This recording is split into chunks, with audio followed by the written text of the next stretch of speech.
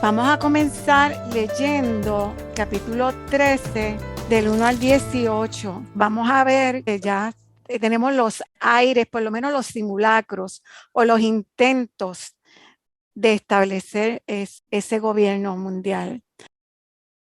Me paré sobre la arena del mar y vi subir del mar una bestia que tenía 7 cabezas y 10 cuernos, y en sus cuernos 10 diademas, sobre sus cabezas un nombre blasfemo. Y la bestia que vi era semejante a un leopardo,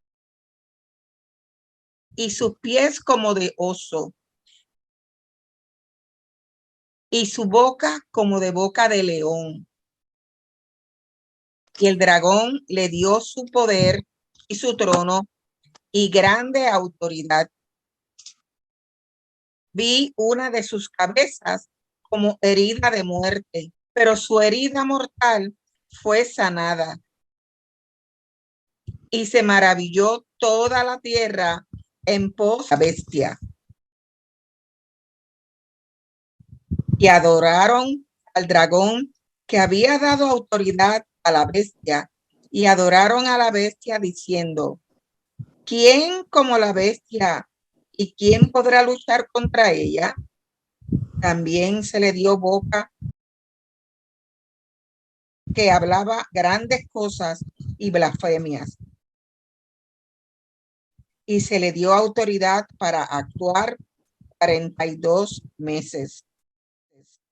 Y abrió su boca en blasfemia contra Dios para blasfemar en su nombre, de su tabernáculo y de los que moran en el cielo. Y se les permitió hacer guerra contra los santos y vencerlos. También se les dio autoridad sobre toda tribu, pueblo, lengua y nación.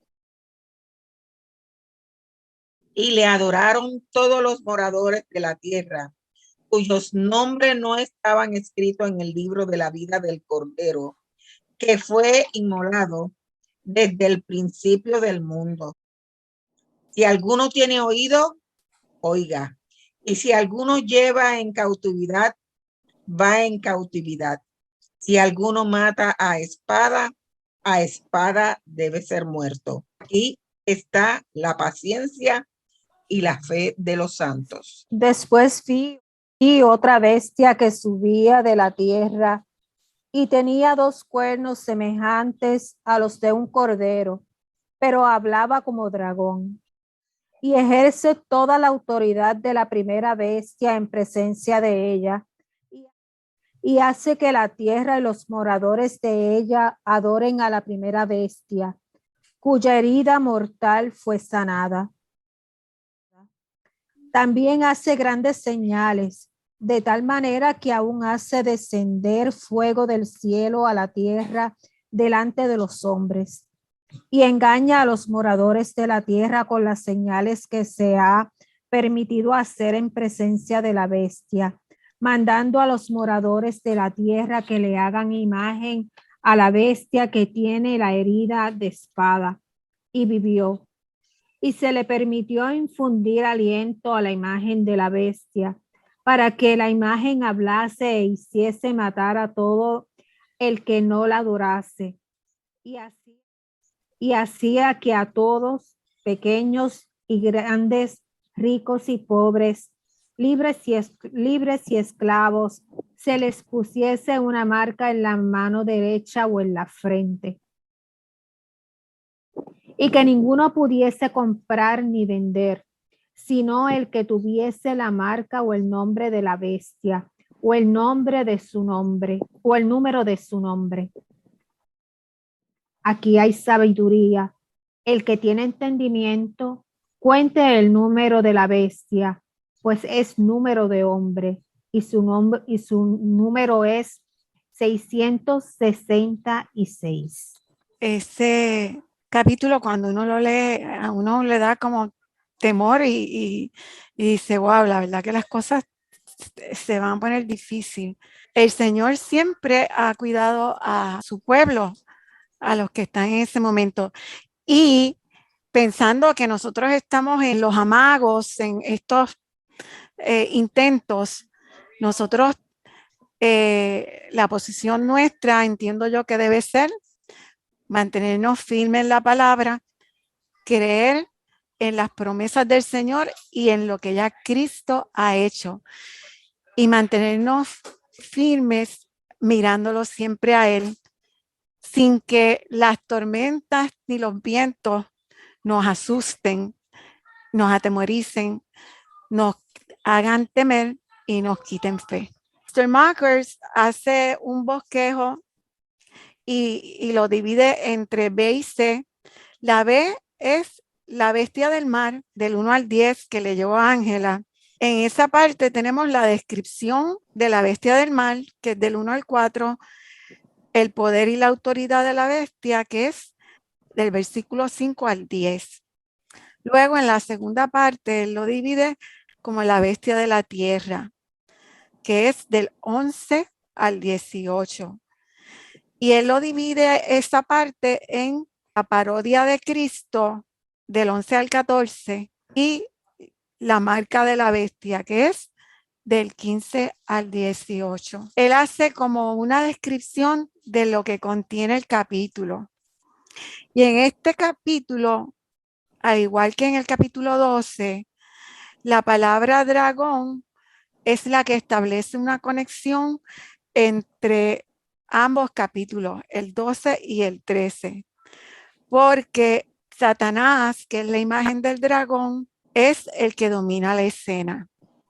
Aunque en el 13 lo vemos tras bambalinas, pero es el que está dominando la escena. En el capítulo 12 persigue a la iglesia y en el capítulo 13 se describen sus ayudantes. ¿Quiénes son los que él usa y cómo los usa? La bestia que sale del mar como el anticristo hace gala de fuerza bruta, y la que sale de la tierra se aparece como el falso profeta que ostenta el poder del engaño. En síntesis, el capítulo 13, según dice Kistemaker, explica el capítulo anterior. Este capítulo describe los designios de Satanás de luchar contra el pueblo de Dios por medio de la bestia, como el anticristo, y literalmente desea ocupar el lugar de Cristo. Esto resulta evidente en sus repetidos intentos de asumir el aspecto de Cristo. Aquí tenemos 7 ejemplos que el estudioso Kistemaker ve en ese aspecto de Satanás de asumir el aspecto de Cristo en esa manera. Y él pone 7 cosas. La primera es el dragón que dio a la bestia su poder y trono y gran autoridad. Ese es el primero, que lo vemos en el versículo 2. El segundo, una de las cabezas de la bestia era como si hubiera sido herida de muerte y la herida mortal fue sanada. El tercero es que toda la tierra se maravilló siguiendo a la bestia y adoraban al dragón. El cuarto que él ve, que es un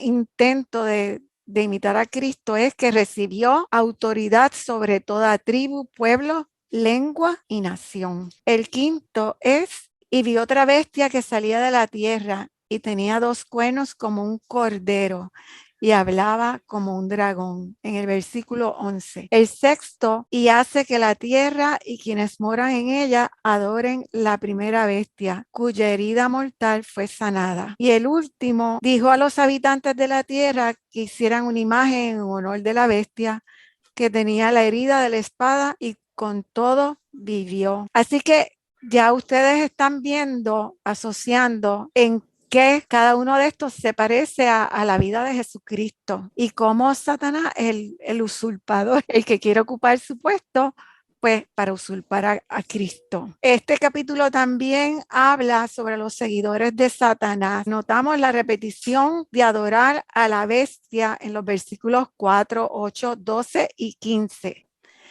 Y representan a todo el mundo en el versículo 3, 7, 8, 14 y 16. Y también que los seguidores de Satanás tienen una señal y un número que los va a distinguir. un número distintivo. Eso lo vemos en el 16 y 18. Los santos, sin embargo, son los que tienen sus nombres escritos en el libro de la vida y que pertenecen al Cordero. Y esos son los únicos que vamos a ver que no se van a postrar ante la bestia. Kisselmacher nombra y destaca el comentario de otro estudioso que se llama Richard Bockham. Y es que este señor destaca que el énfasis en el capítulo 13 se le da a la semejanza entre la muerte y resurrección de la bestia y la de Cristo. Desde su punto de vista, él entiende que eso es lo que más destaca el capítulo 13. Sí, Satanás siempre ha estado imitando, ¿verdad?, lo que hace Dios. Exactamente. No necesariamente los hechos que se describen se van a dar en el orden en el que son, pero si lo vemos en el orden en que lo hemos estudiado, esa frase que tanto hemos ahí de las películas y todo esto, de este mundo apocalíptico, es muy pertinente que salga este personaje ahora, porque vemos una tierra que está herida, o sea, una tierra cuyas aguas ya son, un tercio de sus aguas son amargas, ha habido destrucción en parte de la naturaleza, y eso de alguna u otra forma hace que el ser humano vuelva a ir, y no que busque a Dios, sino que dentro de la naturaleza humana siempre hay esa necesidad de buscar algo, alguna respuesta externa en la búsqueda de ese poder sobrenatural que yo no tengo, ¿no? Porque es como intrínseco del ser humano, ¿no? Mirar para arriba, como dicen algunos, ¿no? Siempre el ser humano en momentos difíciles busca ayuda del cielo o de alguna divinidad, de algo, porque se siente que no tiene esa fuerza o esas herramientas para enfrentar los momentos difíciles que tiene. Entonces, desde esa perspectiva, el comentario era eso, ¿no? De que justo en ese mundo apocalíptico en el que nos encontramos, donde han muerto muchas personas a causa de las devastaciones que han habido, del fuego que ha caído del cielo, ya estamos viendo un mundo que se está acabando, y entonces al salir estos personajes son como una bocanada para ellos, como de aire fresco que les da esperanza quizás. Por eso se adhieren de uñas y dientes, porque pensar en Dios para esta gente ya no es una prioridad, que los que están trabajando sí la van a pasar feo, que se quedan y que van a estar haciendo esa labor evangelística dentro de esos 144,000, pero es gente así como de película, ¿no? Apocalíptico. Es importante que la gente, que esto no es que aparecieron dos bestias y nosotros seguimos en la casa viendo televisión tranquilamente. Sí, Satanás llega a un momento donde hay una necesidad de salir de la tribulación, o sea, de todo esto malo que ha caído. Entonces lo ven como una esperanza, y como es lo que promete es paz, estabilidad económica, lo que el hombre busca, ¿verdad?, que es lo material. Sí, la normalidad. Es un atractivo para el ser humano no cristiano, ¿no? Los que tienen el nombre escrito en el libro de la vida son los que tienen el discernimiento para ver el engaño. Y entiendo yo que aquí dice que son los únicos que no doblan la rodilla ante el anticristo, ¿no? Son los fieles los que Exacto, ven en el Cordero de Dios. Es que desde ahora ya hay gente que ante la dificultad no buscan a Dios como lo primero, pero no todos disciernen y lamentablemente adoran y buscan a aquel que le está ofreciendo la solución al problema. Olvídate si es de Dios o no es de Dios. Ahí es que está, ¿verdad?, la labor de nosotros de ser lumbreras para esas personas. Y se va con el primero que quiere ofrecerle, pues mira, esta es la solución para tu problema. Pues lo dijo fulano, pues eso es. Y por ahí se van. Actualmente tenemos tantas cosas que se parecen, o sea, tenemos unos principios de dolores ya. Y como tú dices, Ileana, desde ya la gente está haciendo lo que tú has dicho, están plaqueando en el sentido, y yo me voy a ir por ahí porque a lo mejor esto es lo que Dios es.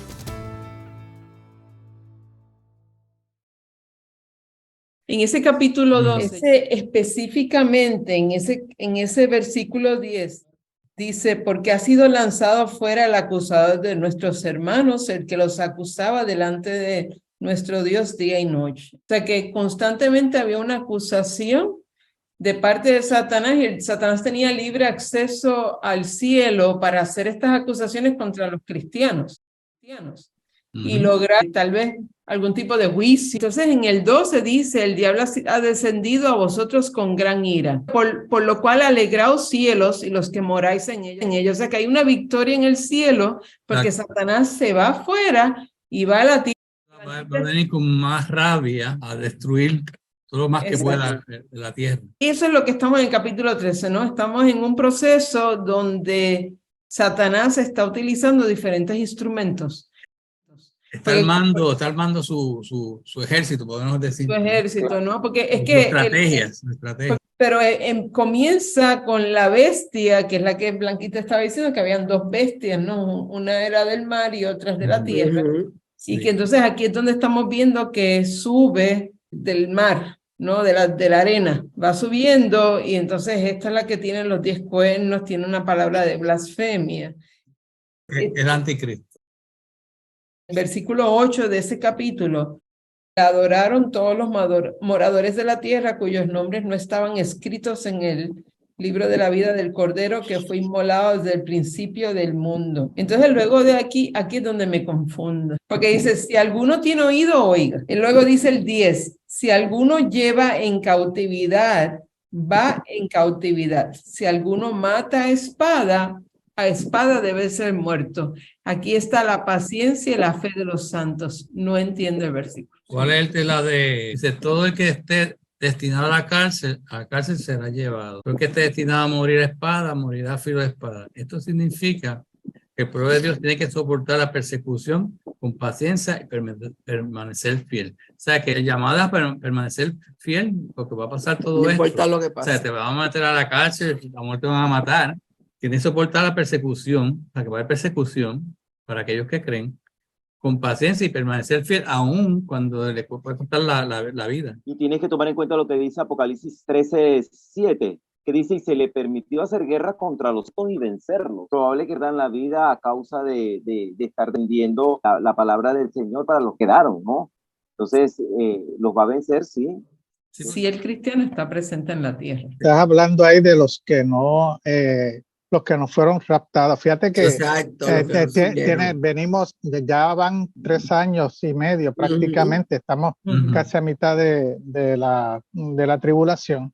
Como dice Jimmy, o sea, hay un concepto que a nosotros pues posiblemente no lo tenemos bien claro, y es esta dinámica que se da entre el Satanás en la tierra haciendo de la suya, pero él no está, o sea, él está, como decía Rupi ahorita, está llevando y trayendo, o sea, él tiene acceso, es la forma como lo explica en Job, o sea, esa dinámica de que, pues sí, Satanás pues está condenado ya, pero todavía no se ha ejecutado ese juicio. Y entonces, pues él es como esa persona que nosotros llega a la casa o a la fiesta y decimos, mira, ya llegó aquí a traer sí, a dañar la paz. Exacto. Y exactamente eso, a sembrar cizaña. Y entonces tenemos esa dinámica de él ir y volver, pero él llega este momento en el capítulo 12, donde es arrojado a la tierra junto con todos los ángeles que estaban caídos con él. Y ahí es donde entonces él va a tener dominio, como decía Jimmy, dominio completo de la tierra.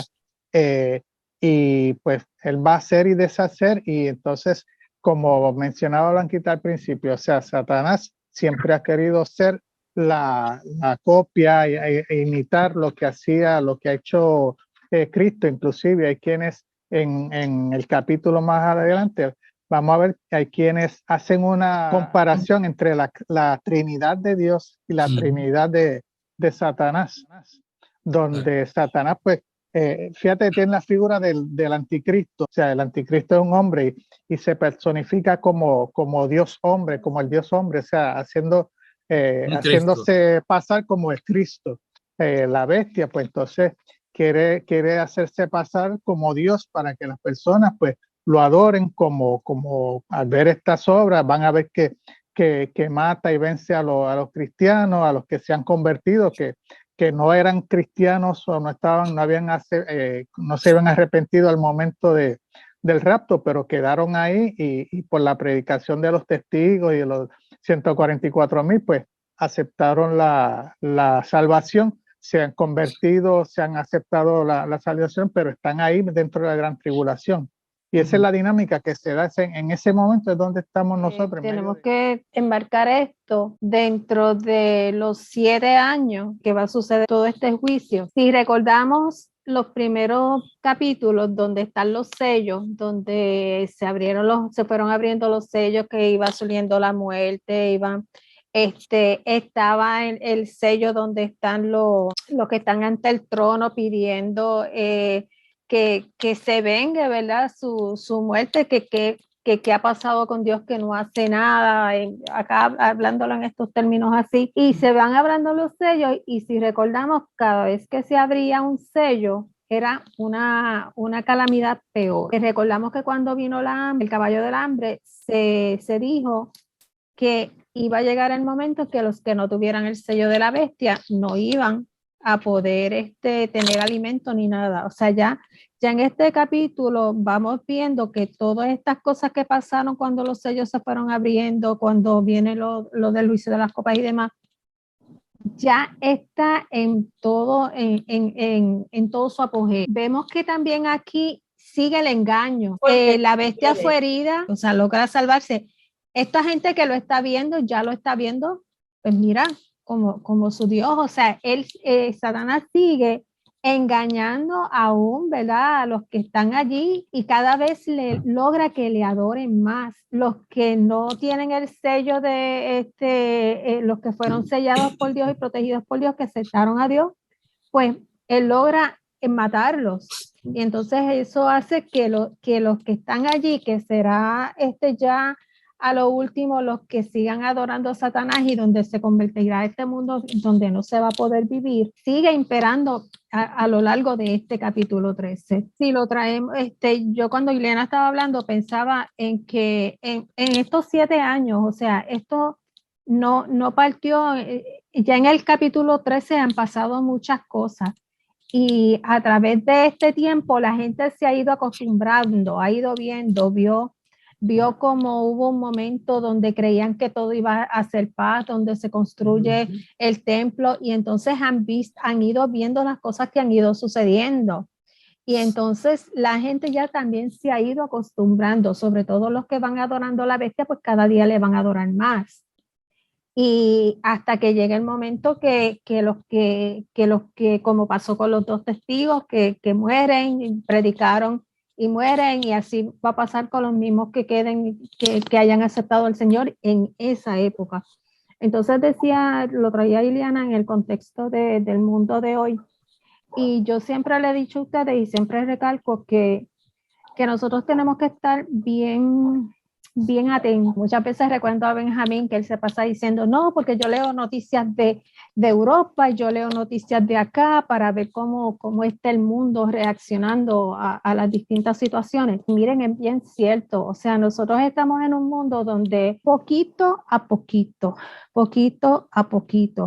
estamos viendo cosas que sin darnos cuenta las estamos aceptando, y es peligroso para el mundo cristiano, porque estamos aceptando unas cosas que las vemos, pues mira, quizás, pues mira, en verdad eso uno lo veo, yo no le veo nada mal a eso. Satanás es tan astuto que nos presenta las cosas en una forma tan sutil que sin darnos cuenta las vamos aceptando, y cuando este tiempo llegue, que llegue el levantamiento de la iglesia, pues mira, no sabemos si muchos de los que han creído en el Señor, pues han caído en esa misma línea de aceptar cosas porque no las creían malas, o porque no estudiaron, o porque no tuvieron el discernimiento adecuado para distinguir que estas cosas que se nos están presentando como buenas no lo son. Y tenemos que tener mucho cuidado. Yo no sé, y con esto termino. Anoche, viendo el programa de Miss Universe, cómo el programa de Miss Universe ha cambiado. Ahora toda la proyección es belleza, pero belleza con inteligencia, belleza, pero en la inclusión, la diversidad, tenemos que aceptar, be and let be. O sea, todo este tipo de cosas que se nos están presentando como buenas. No digo que todo sea malo, pero tenemos que tener tanto cuidado porque son cosas que se ven buenas, pero como está diciendo Miguel, la entrelínea tenemos que saberla leer.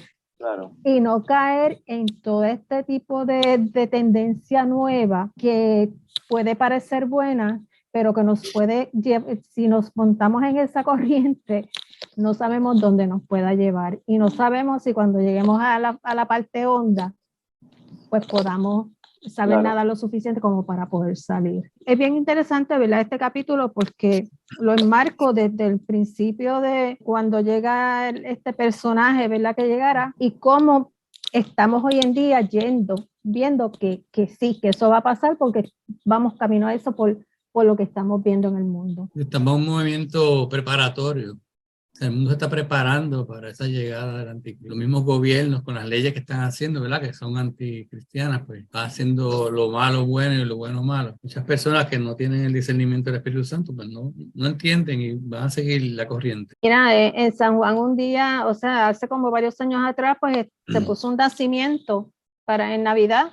Entonces pues había unos grupos que estaban diciendo que cómo era posible que se permitiera poner un nacimiento porque eso es una violación constitucional en términos de que permitieron que pusieran ese nacimiento, pero si yo no creo en el nacimiento, yo tengo derecho a escoger, entonces, porque yo no puedo poner otra cosa que sea lo que yo creo, y cuando tú ves esas cosas, pues alguien que piense solamente en la forma racional, diga, oye, pero es verdad, ponemos el nacimiento, pero el que no cree en el nacimiento, el que cree en Buda, en el que cree en lo otro, ¿por qué no puede poner un Buda, puede poner otra cosa?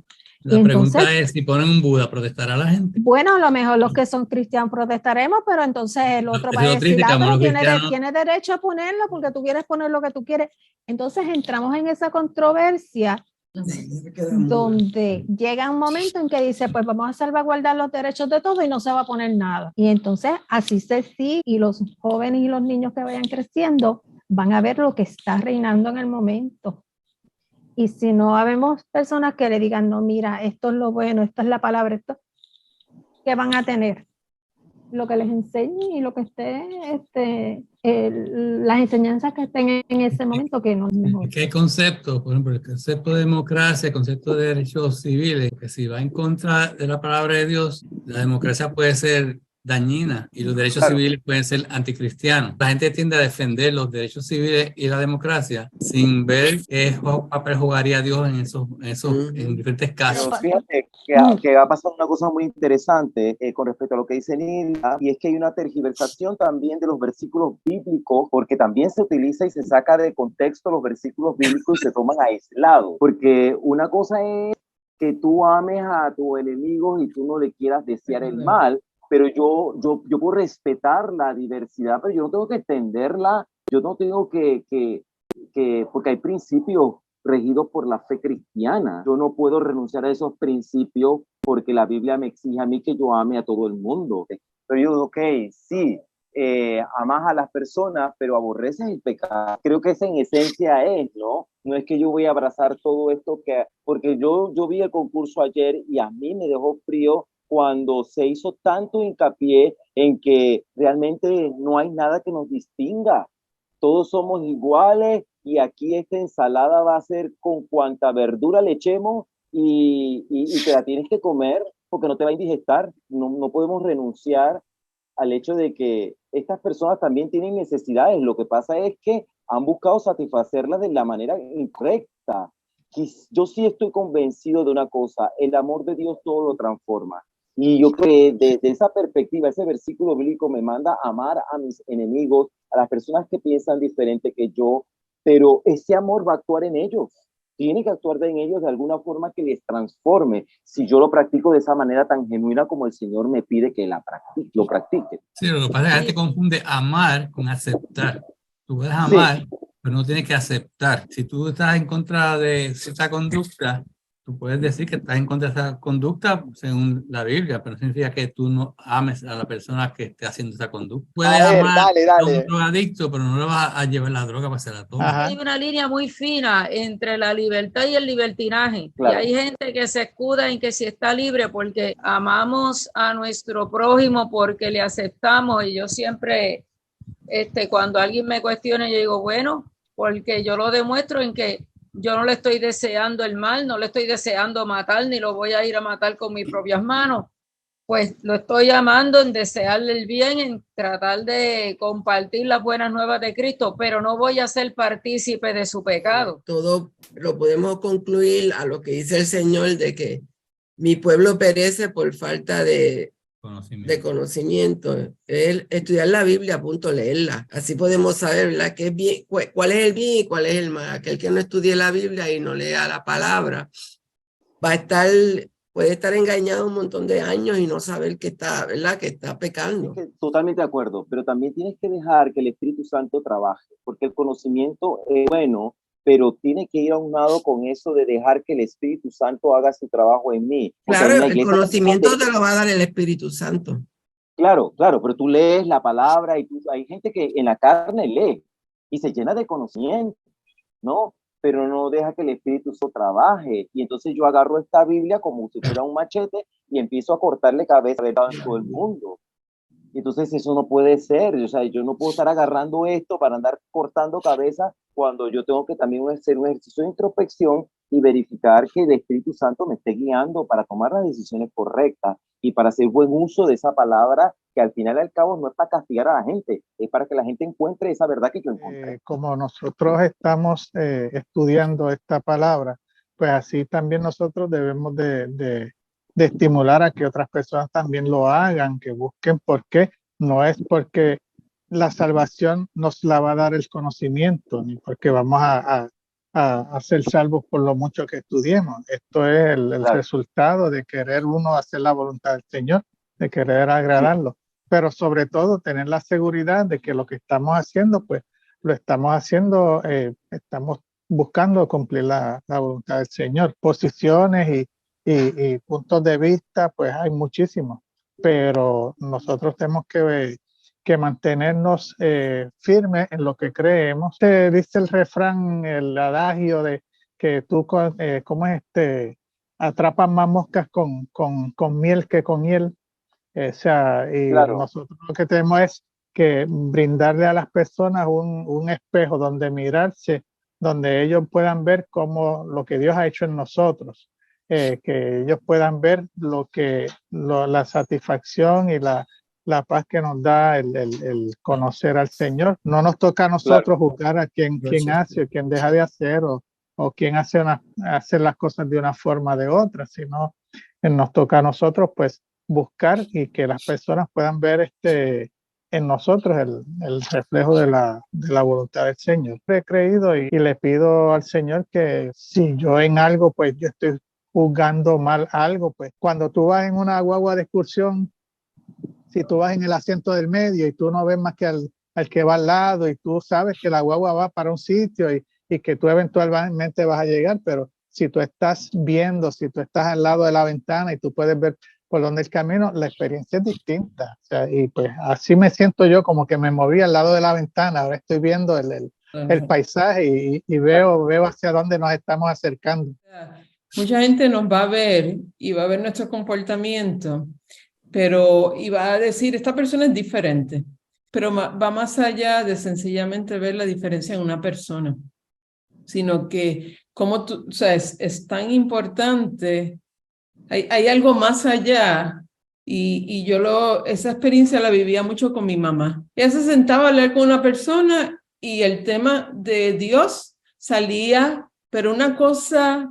Yo me sorprendía con la facilidad que ella lo podía hacer. Ella lo hacía de una forma bien curiosa, buscaba algo común con la persona y de ahí buscaba si la persona tenía una necesidad. De ahí ella sacaba algo para sembrarle a esa persona. Mientras más vayamos creciendo, leyendo la palabra, nos da un sentido de, no sé, hay algo que nos entra adentro, que yo me siento como que yo tengo algo que que me da el derecho del conocimiento y de poder compartir sin temor de nada en lo absoluto. La mamá era espiritista y se convierte, y ella llegó a ver muchas cosas que me decía, nena, yo veía allí el diablo como trabajaba en la casa. O sea, y yo por eso es que yo entendía como mamá, donde quiera que se paraba, hablaba del Señor, porque el Señor cambió su familia. Y hubo un cambio, ¿verdad?, bien fuerte. En el caso de ella, pues fue una forma tan y tan fuerte que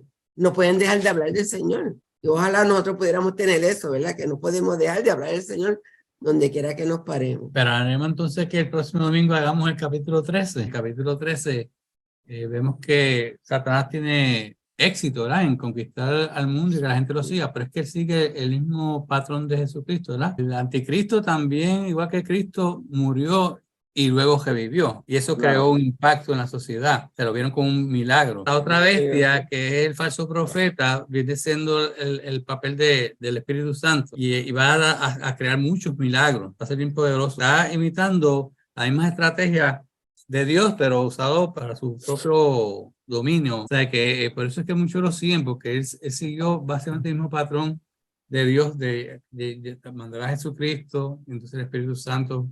Y por eso es que vemos que él tiene tanto éxito.